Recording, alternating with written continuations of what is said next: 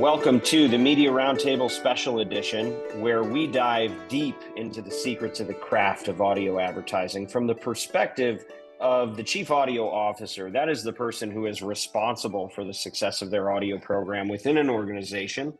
I am your host, Dan Granger, CEO and founder of Oxford Road, and we have a very special program for you today because it's a rebroadcast of a conversation that we had, fireside chat, at a Chief Audio Officer event in San Francisco that we held last month. It was our Measurement Forum. We were talking all about attribution, everybody's favorite subject. But then we capped the roundtable discussion of about, 15 different brands and marketers with a fireside chat that I got to have with Jason Calacanis. Now, if you don't know Jason, you should. He's been in the game for a very long time. In fact, I actually co-hosted a show called This Week in Marketing close to 14 years ago on his This Week in network. He's been doing his show the whole time. So you've probably heard of him through This Week in Startups. He also is the driving force behind the All In Pod, which has been a sensation, clearly the biggest podcast reaching people in the tech community. But Jason's not just a content creator. He is a fantastic marketer, but his day job is that he's an angel investor. His fund invests in over 100 companies a year. He's in companies you've heard of like Uber or Robinhood and Calm, and he just has a wealth of experience. So in this discussion, we're going to talk about some really, I think, relevant topics about the intersection of finance and tech and media and what's going on in the world today from his perspective. We all work for somebody or some people. He's going to share some insights about what's going on in the minds of CEOs right now. How are they dealing with this in this present age of efficiency, as he calls it? And how can you adapt to that using AI to your advantage? So there's a lot of practical tools coming out of this. Now, because he's a podcast creator, we're also going to talk about brand building and the importance of brand building in addition to the work of just generating leads and direct response and return on ad spend. How do you think about balancing those short-term needs with long-term goals and the importance of building a brand and how you do it from his perspective? One other thing we talk about just to look forward to is working with talent and making sure you find a host who really cares and who's really generous with their audience. But don't want to spend too much more time prefacing. Why don't we just get into it here? It's a wonderful conversation from a guy who's really seen the industry from every possible angle. So with that, enjoy this conversation with Jason Calacanis. How are you doing? Doing great. Thanks for coming all this way. We went through a couple of changes in venue. That's okay. Nobody got robbed. Nobody got robbed. I don't think so, or at least they didn't make it into the room, and so... this area is super safe and awesome. Yeah, it's been good. Well, Jason everybody knows Jason, especially up here. But he's been somebody that I think has been long on podcast. You started Twist like 15 years ago. Yeah. Right? The first episode was in June of 2010. And then I had done for about a year before that something called Calacanis Cast, which was more my blog with an MP3 attachment to the RSS feed. But nobody had created the pod catcher software yet. And for people who don't know, podcasting, the word pod doesn't come from like a group of dolphins or something. It was because of the iPod, which is where podcasts were consumed originally before the iPhone came out. There's a famous clip of me on YouTube asking Steve Jobs at the Wall Street Journal conference if iTunes would support subscription podcasts at some point. And he said, it's a really good idea. Just email me, Jason. And I said, at the email I always email you at? And he said, yes. And everybody in the room laughed. Yeah. What they didn't realize was that I did trade emails with him somewhat often when I was the editor or the CEO of Engadget, which was his favorite blog. Wow. And I was recounting the story because he came to me and he said, your blog is the greatest blog ever. I read it. And, it gives me better competitive intelligence than any other blog. And blogs was like the big hip thing before podcasts. I said, it's incredible. And then I saw Walt Mossberg. I said, you're never going to believe this, Walt. I just met Steve Jobs, and you never guess what he said. And he said that he reads your blog every day, and it's his favorite. I said, yeah, how did you know? He goes, he says that to everybody. That's one of my many Steve Jobs stories. Not a bad one. Not a bad one. Okay, so the theme here, we've been talking about all kinds of measurement and audio advertising, but we're going to go a little broader than that. We're going to talk tech, media, finance. So you invest in 150 companies a year. You've been in Uber, Robinhood, Calm, a lot of consumer brands, a lot of all kinds of brands. You were going to share something about that. No, yeah, 100 new investments a year, and then between 25 and 50 follow-on investments. So we maybe increase our position in an existing company. Yeah. Still not too shabby, even at 125. And would make us, in the top 5 most active seed stage funds in the world. Wow. But it's by design. I mean, we could go a little faster, but the name of the game is to get more people applying for funding, but then keep the number of investments you do the same, so the bar keeps getting raised. Kind of like Harvard or Yale have done over the years, right?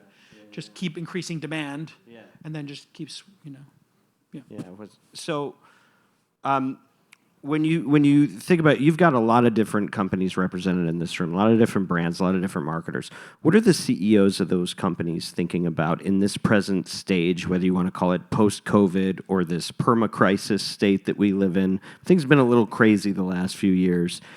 What are in people's minds as they're looking at the way that capital is moving? Great question. So the last 2 years have been pretty chaotic in startup land and obviously in big companies. If many are big companies, you've seen the rifts, return to office.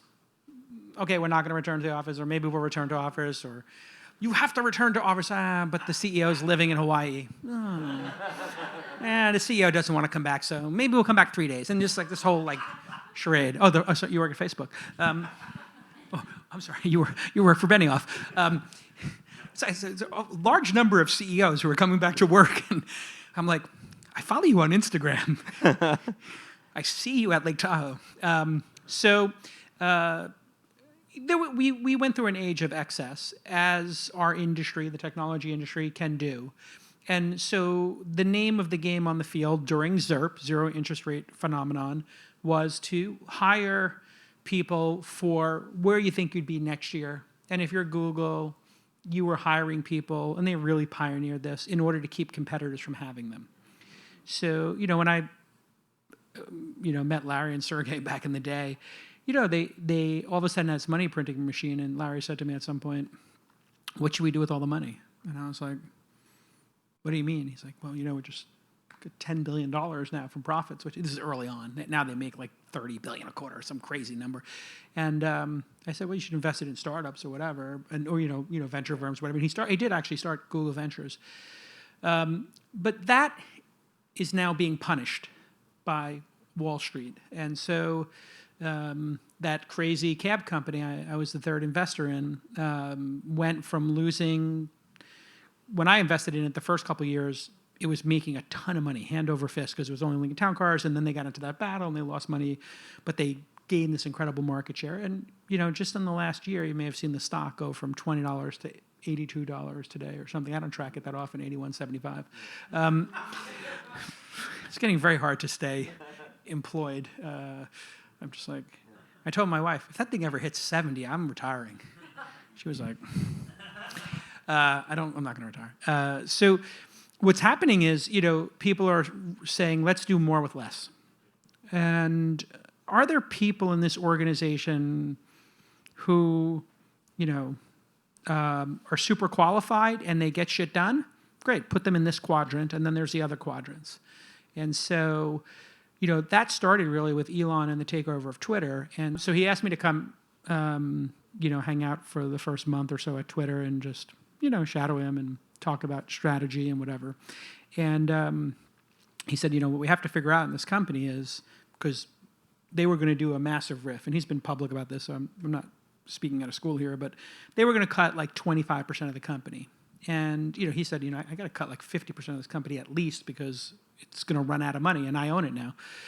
And so he said, I need to know who's incredible at their job and who's essential, like actually doing essential work. And I said, okay. And it's like and people who aren't working and who are not good at their jobs, I'm like, well, that's the easiest, to get rid of. And then there's the other quadrants, like somebody's qualified, but they're not doing essential work. Well, maybe we could find some work for them to do. And we just drew 4 quadrants, right? And we have to find people in this quadrant. And we went on that adventure to figure that out. But he got eventually rid of 85% of the people in that business, and they started shipping product faster. So now, since he did that, that gave air cover. And then Zuckerberg cut 10,000 people. I saw him do that. I bought the stock at $94. Stock went up 50% within a couple of months, and now it's trading at 400 something. He cut another 10,000. And so now it's the age of efficiency. And, that's how our industry works. Once people start getting rewarded something, everybody runs to that side of the boat, right? And it'll come back, and people will start getting frisky. I would say right now, people are feeling optimistic again about 2024. And they are looking at, and startups are really a better indicator of what the big companies are eventually going to do, because startups are resource constrained. Because they're resource constrained, they only have 6 months or 12 months of revenue. They have to do the most efficient thing possible. They're ruthless in that way. And so I started to see this trend in these companies that we invest in every year. I'd say, okay, you have 12 people and you're burning $30,000 a month. Are you not paying people or whatever? And like, oh, no. We have our customer support teams in Sao Paulo. Our SDRs, our sales development reps, they're in Manila. We've replaced these group of people with a script in using Zapier and connecting it to Notion and then Typeform, and we built this glue, and we laid that person off, and we replaced them with technology.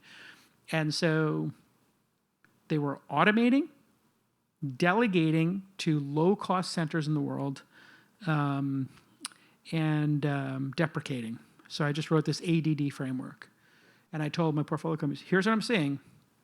You need to look at everything you're doing, automate it if you can, delegate it to another place in the world. A third party might be able to do it for you, like outsource it, or stop doing it if it's not essential.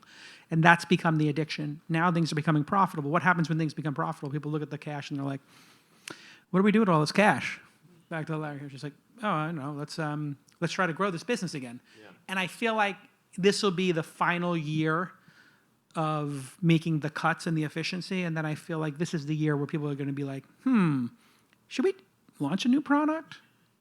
Maybe we should spend some money on marketing, or like, maybe we should double the number of salespeople, because these salespeople are pretty rad. Also, there's a lot of dirty little secrets. In our industry, people got really big comp packages when there was that crazy competition. Yeah. And so this is kind of sinister, cutthroat, but this is the truth. They're just looking at everybody's comp, and they're like, this person's been here 8 years.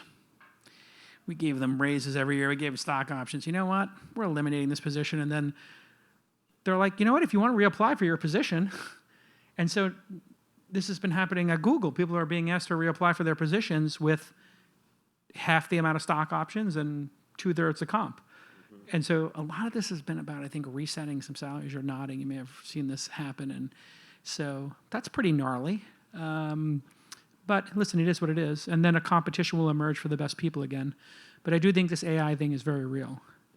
Yeah. And the best people in the industry are showing me stuff, and I'm investing in stuff that's making me go, well, that's a lot of work. So we invested in a company this year, Podcast AI. And I had always had this dream of hiring a twist archivist. And it was going to be somebody who would somebody for $2 a minute to transcribe the episodes, and every day just, make a beautiful web page with the transcript on it, right? And it was very hard to get transcripts. So that was going to cost about $1,000 an episode. And I was like, well, we have 2,000 episodes, or at the time we had maybe 1,500.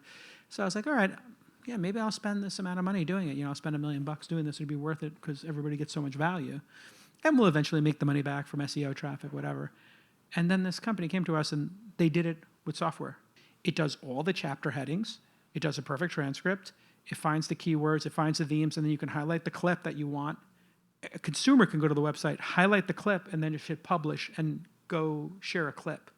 And I'm super excited about clips. I'm thinking like I'm going to just start doing clips a lot, like original content, not clipping the pod, but just adding a new feature. I was watching Bill Simmons the other day, and he's old, like me.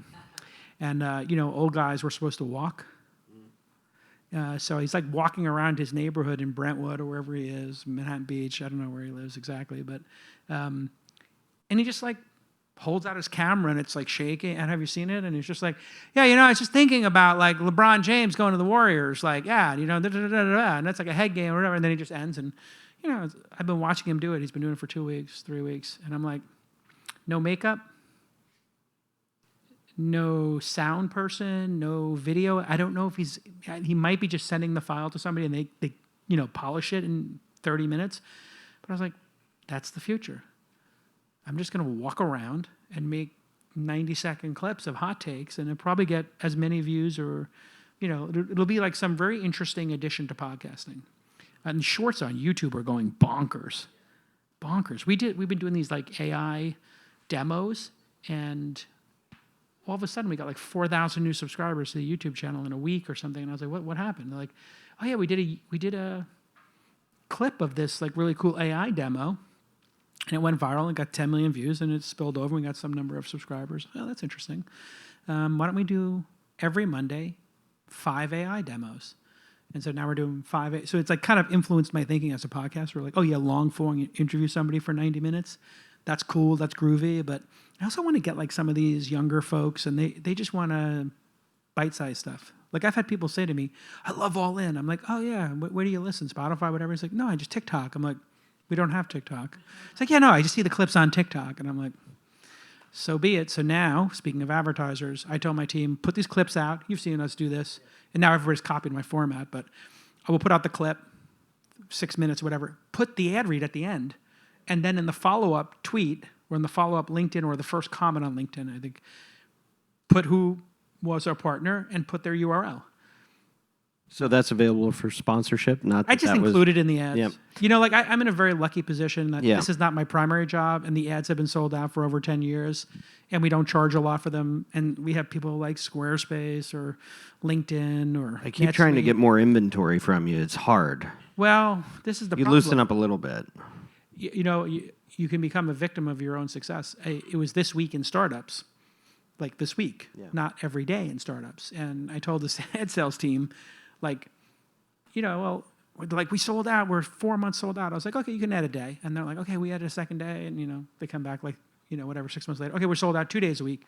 And we got to 6 days a week. And then I started All In. So I was doing 7 days a week. That was a little too much. So now I'm down to 4 days a week this week in startups, 1 day for All In.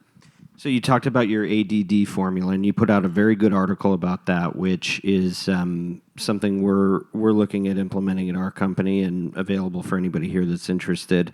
Tell me if you think this is wishful thinking, but when we all woke up to the fact that AI is here and it's real now, the precious asset was engineering talent, right? It was so hard for people to get their hands on good engineers. And now it kind of feels like we all kind of have a team of engineers if we really want to.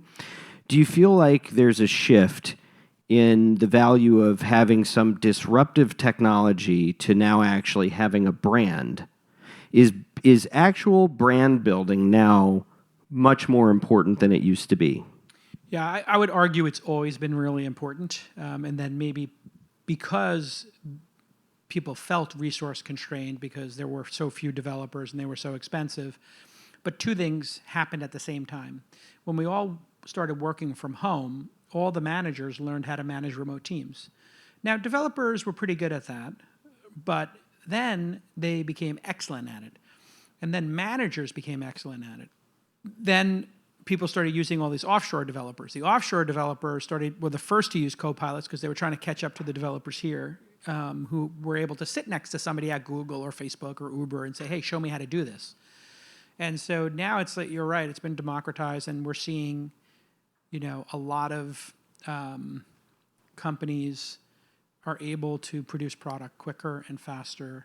You'll be, at this time next year, if you're not a developer in the room, the same way you can throw up a Squarespace website and make something beautiful on the internet, I predict you'll be able to talk to Squarespace or talk to Typeform and say, here's my goal. Mm-hmm. I want to do a survey. You guys were talking about surveys before. Here's what I want the end result to be, and I want to publish it here, and I want a beautiful PDF, and it'll kind of just do it all for you. And you won't have to go into the interface and pick all the categories and do all that. Like it's here. It's real. It's just, you got to trust but verify. A lot of the output isn't polished enough for corporate. But it's getting there. And I see it when young people like write deal memos. I can tell if they wrote it themselves or if they use ChatGPT. And I'm like, this is ChatGPT because I read it out loud and it sounds awkward. Like you can use Chat. It's really good if you write something and then you highlight it and say, make it more concise. Like I'm in love with Grammarly. One of the things I'm working with Chat on is just giving it personas that are real people who have a lot on record. So I was like going to present something to my team, and I wanted to see what Chat would say. And then I said, okay, rewrite this in the voice of David Ogilvy. And it completely did it. Wow. Which was super cool. Now, it can't do that for everybody, but there are people it can if there's enough on record. Yeah, exactly. Yeah, make this, rewrite this RFP in the voice of Tony Soprano. This is gonna be some great hits for you. Oh. Yeah. Okay, so if I'm in this room, I'm a marketer. I just heard you say two things that are contradictory to execute, which is we're in this age of efficiency, and we're going to be here for a minute. And, we all have to figure out how do we show high returns on any investment. But we're also talking about the value of branding. And, there's the work that most of us are doing that are like, okay, how many sales did we make from this unit that happened today and I need a payback in the next 7 days, right? That's not necessarily the most effective way to build a brand. Building a brand can take time and faith and resources. And if that's truly valuable, how do I, as a marketer, convince my company to back me in that sort of exercise? Yeah, I think consistency is super important in brand building. I just think about my personal brand and showing up on a consistent basis, helping founders grow their companies. And, it takes some intentionality. So I think there's something, I told this to the All In guys when they were like, how do we make this podcast successful? I was like, show up every week. And they're like, yeah, but what if we wanted to grow faster? I was like, show up prepared.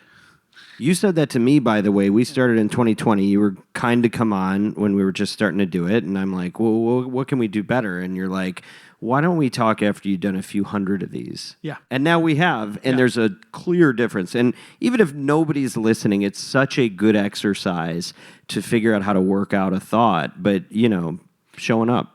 Showing up, and I got that from Peter Rojas at Engadget, who I'd stolen him from this new blog, Gizmodo, and he was doing it for a couple of months, and I was like, I stole him, I gave him equity, all this kind of great stuff. And I said, what do you think the secret to blogging is when we were trying to figure out that medium? And he said, showing up every day. And I was like, okay. He said, yeah, and then not giving up. And then I said, and not giving up, because some other folks had stopped publishing to their blog. And that was like the big problem with blogs, if you remember in the early, and this is all part of like, I think how media has evolved is it's about voices that go direct credibly to individuals, as opposed to where I started. I had a magazine, as some of you know, Silicon Valley Reporter, and we were journalists and we tell other people's stories and then, try to communicate them to the audience. So we were like a proxy. We were, people, we were the distribution. People wanted to tell the stories, they had to go through us. But now experts are going direct, and that's really been the real trend is experts going direct to audiences. And experts are quirky and weird, and like they may just stop doing their podcast, right? You've seen this, like really amazing people are just like, yeah, I'm done. I did it. And it's like, no, don't stop. We love it. And they're like, yeah, no, I'm quixotic. I'm successful. Why would I keep going? I'm like, okay. And so that was happening in blogging a lot. Somebody would blog for 6 months, everybody become addicted, and they'd be like, yeah, I'm just going to stop. And so that was the big innovation of our company was we decided to put 3 people on each blog. And, that really built the brands because then the 3 people had to say, well, what does Engadget stand for? What does Autoblog stand for? What does Joystick? Okay, we're not going to do hardware reviews, but we're going to do this. We're going to do this. We're not going to give it a rating. We're going to talk about what the most important features are, because we have a higher end audience, right? And so that, you really have to think that through. With This Week in Startups, I've always tried to keep it very high level for people who are in the industry and not water it down. Now that's just a conscious choice. We could water it down and make it more like, a generic, entrepreneurship show and talk about less technical things.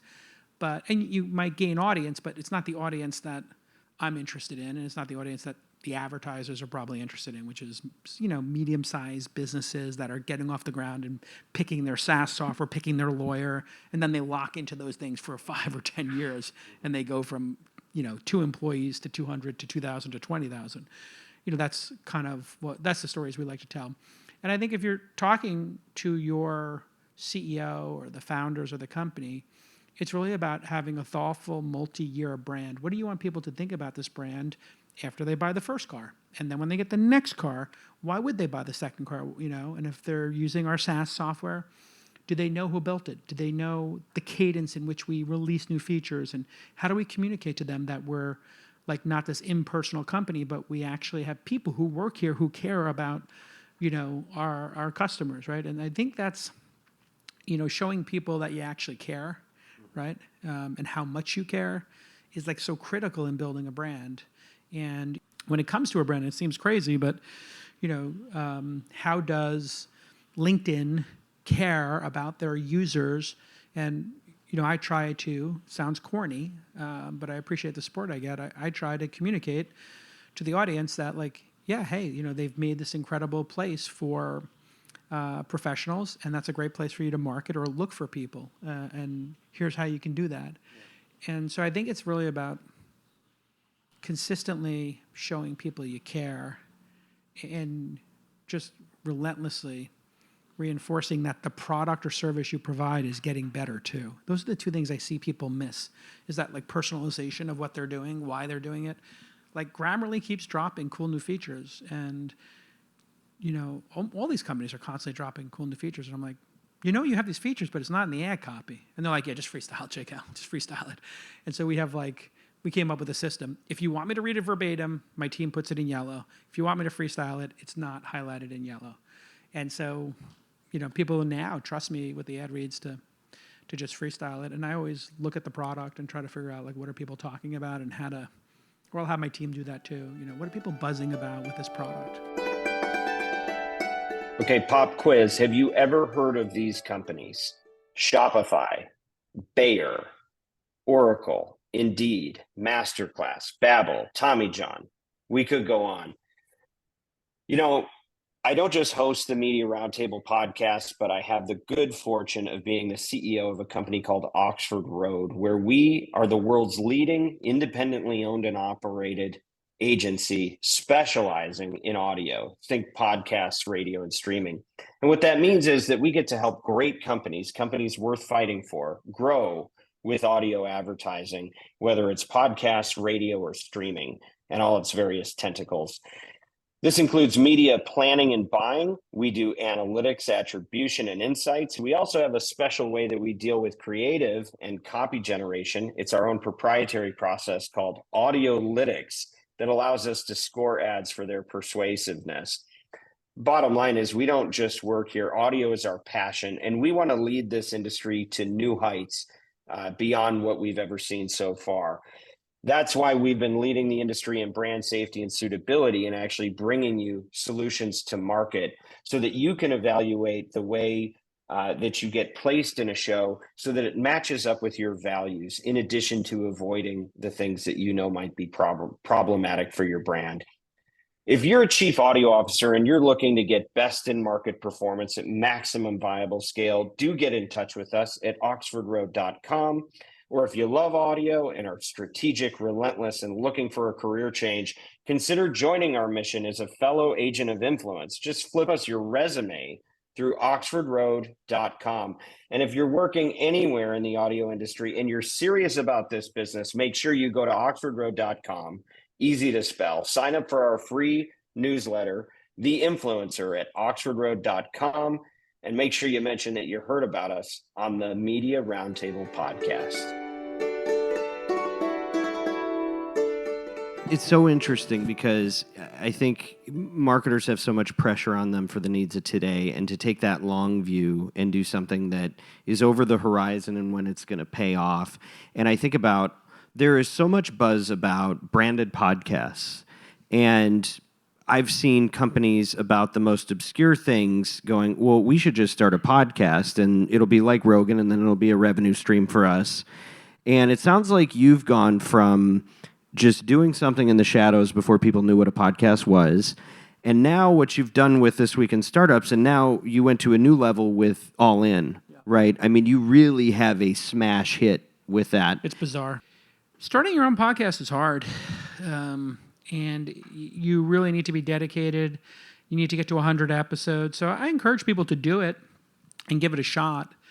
But it's going to be hard. It's not easy. And it's very crowded now.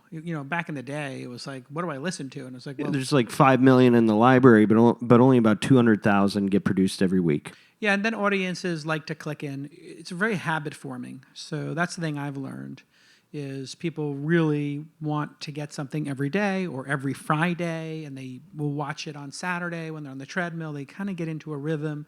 If you are like me and you listen, I grew up on Meet the Press and McLaughlin Group. I don't know what that says about me, but I just, for some reason, when I was young and I was growing up in Brooklyn, I was like, these people are powerful and important. I should listen to what they say. And on Sundays, there were no cartoons, so I just started listening to McLaughlin Group. And I used a little McLaughlin Group-esque moderation techniques. He's very curmudgeonly and combative. But, that's kind of like a Sunday tradition for people, right? And people, and it used to be Thursdays for NBC, Hill Street Blues, whatever. People Sundays now for HBO. So I think that's also important, is that people want that consistency in your life and the habit of it. When thinking about branding, I think about it like there's some attributable stuff that's kind of soulless and important. Like I got my click-through ads on Google search or whatever, right? It's like you lock it in, you can sit there and walk out over it. And then there's like fun, interesting stuff that conveys emotion and, in a more trusted way. And I think you just got to mix those two things together. The challenge has always been attribution, of course, because, rich people or affluent people or people working in companies, people are like, we're going to give people 5% off their first 3 months. I'm like, that's like an abstraction for people. Like, they don't know what that means. So we were one of the first podcasts to say, I would just tell people, just say $1,000 in credits. How much did the average person spend with you a year? $10,000? Great. Just give them $1,000 in credits. Don't say $10. Say $1,000 in credits. And that really helped. But, or I'd say, have a startup program. They're like, what's a startup program? And I'd be like, look at Zendesk startup program, zendesk.com/startups. Look at HubSpot's one. It just shows that you made a landing page on the internet. That means you care about startups and that you're going to give them all this stuff. And you probably are giving it to them already. If they ask for training or if they ask for a white paper or they ask for feedback on their product, you would probably give it to them anyway. So why not make a landing page and then call it your startup package? And some people have done incredible things. Like if you're under $10 million in money raised or under 100 employees, you can use our software free. Very disruptive kind of concepts like that. But the problem is, people don't remember sometimes where they heard of something, and they need to hear it 3 or 4 times. So there's a lot of nuance to building that. But we all listen to podcasts here, and we all hear the ads over and over again. And then sometimes you're in a rush, you'll fast forward 30 seconds, and you may only catch 15 seconds of it, but you're like, yep. NetSuite cares about this podcast. Yep, I know NetSuite. Yep, remember these 3 numbers. Like you're kind of dialed into it, right? I remember. Yeah, NetSuite. That's what this is for. Got it. Boom. And it just keeps that like presence of mind. And then people also like that you're loyal to a brand because they have an affinity for me or Tim Ferriss or whoever. And it's like, yeah, Squarespace has been with J. Cal for the longest. That's kind of cool, right? And so there's a kind of coolness to getting it and understanding a podcast. That's why I like to do podcasts. Like I'll tell people, I'll be your 10th guest. Do like 9, get warmed up. I'll be your 10th. And they're like, why 10th? I'm like, just get warmed up. Like you're going to lose 2 of the first 9. They have audio problems, but you're just going to talk to their family and a couple of friends. I'll be your 10th. The first one, yeah. And I like to kind of do them early and get my investment early. So I want to open it up to questions from the group. One through line I'm hearing, You're in this class over here. You're investing in businesses. You have a brand. You are a brand. But I think there's connective tissue between what everybody in the room is facing that I just want to underscore, which is, being generous up front with the customer. If you're writing an ad, if you have a consumer product, giving people a way to engage with you by being generous with them that you don't need an immediate return on it. And we might call that content marketing, right? But creating a funnel that just doesn't go, hey, I'm Dan, want to get married? It's like, how do you just start to come in a little softer, build a relationship, take the long view, and give them that, make that first step a little bit easier. And in B2B marketing especially, it's so important that you understand your job is not to close the sale the first time you meet somebody. It's to get them to raise their hand and say, I'm willing to engage with you a little bit further. I'll take a little step toward you. Yeah, the PDF is great. The webinar is great. All that stuff, top of the funnel. I think all that stuff's great, especially if you understand the audience and you're giving them something. We like to do little fun contests. So I'm always trying to do something fun that has integrity. So I don't like to sell access to myself, but I do like to give access to founders. So we have like a cool company that does the .tech domains, and they're like, we want to have 5 people come on the podcast. I'm like, yeah, we don't do that. We don't sell podcast slots. I'm like, well, what can we do? And I was like, how about I mentor 5 founders, and I just give them advice about their startups, and it's brought to you by .tech domains, and they have to have a .tech domain. So if they buy a $6 domain, then they get put into this random pool. My producers will pick the ones. I'm like, okay, can we pick them? I'm like, nope, you can't pick them. But we want them to editorially earn it. But that seems reasonable to me, right? And so I like to do like fun things like that. So I always encourage people, like, think about like a contest or something fun, and like maybe it works, maybe it doesn't.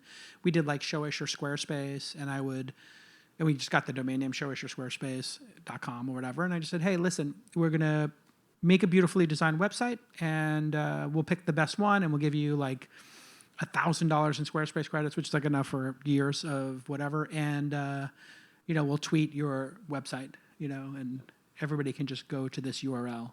And we had the URL, showusyoursquarespace.com, I think it was, go to a tweet I did. And so I just said, it'll send you to a tweet, just reply and show us your website. Like a couple hundred people did it. And so for like marketers, it's like, oh, there is somebody hearing the message, right? Mm-hmm. And that's kind of what you want, signs of life, signs that something's going on here. But it's not easy being a marketer, because you got all these people who, they're like, what does the CEO want us to say? What does the sales team want us to say? The product manager. It's like Franken copy sometimes we get. Yes. I call it Franken copy. Yeah. And I'm like, familiar with it. I'm like, this is 4 different messages, like, and you want me to read this and try to convey 4 messages in 75 seconds? Like, this seems like, like a Robin Williams stand-up bit where he's just like changing characters every 15 seconds. Like, let's pick 1, maybe 2 messages to try to get across in 75 fucking seconds. Like, yeah. Well, listen, thank you. And Thanks please for having thank me. Jason. Great to come here. I hope you feel the way I do. This was an awesome discussion that we had with Jason, and we're so grateful that he was willing to take the time to come meet with us in person and share his perspective specifically with chief audio officers. If you're interested in Jason's ADD framework for how you can automate, deprecate, or delegate tasks, I think it's a good resource, and just Google it. You'll be able to find his framework. But really good stuff here. Some of the other things just to call out that came out of this episode are what a massive opportunity there is in the market right now, because you can test things, you can market things and try things cheaper than ever. And you don't have to guess what people are interested in responded to. That was one of the key points that he made. He also called out, worth reiterating, that it's important for all of us, whether you're the chief audio officer or an agency, or even on the publishing side in sales, look for chances to take big swings creatively with your ad partners. And if you start the conversation and just be open about, collaborating with the team that's executing the ads, give them a chance to think a little bit, and it's amazing to see where that conversation will take you. Finally, we talked about something that I think plagues all of us that work with audio influencers, and that is, a lot of people that read ad copy sound like they're doing a chore. They sound like they have some kind of contempt for the audience.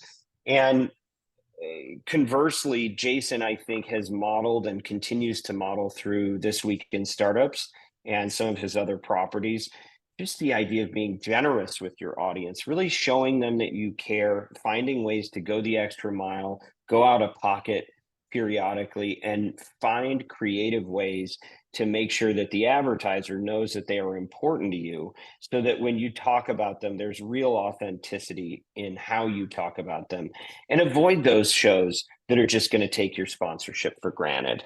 So, wonderful episode. Share it with a friend. Just want to thank you again for joining the Media Roundtable. And this podcast, as all of our episodes, are brought to you by Oxford Road, where we want you to succeed in audio and to use your influence for good. And just remember, we're all part of this marketing community, and we have the power to advance voices that don't just entertain, but also edify, and to build bridges across our differences for the sake of preserving fair-minded discussion on the most important topics of our age.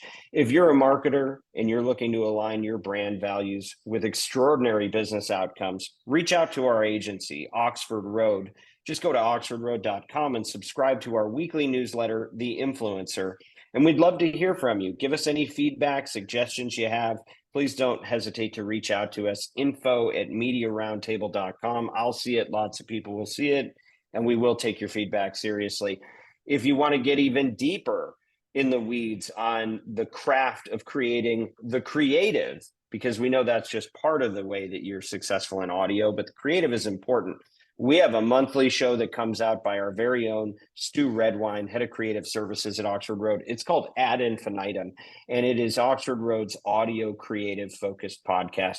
Start at episode 1 to get a better understanding of what makes audio ads work and how they can work better. In each episode, you're going to find that they're breaking down recent audio ads in the market from top spenders in podcast, radio, streaming, or even satellite radio. And they're going to give them a critique. I think you'll learn a lot about how to make your ads work better when you listen to Ad Infinitum. Special thanks to all the people that worked so hard to make this come together. That includes you, Bianca, Kyle, Haley, Ezra, Mary Jane, Everett, Neil, and the team at Podcast One. And as always, influence responsibly.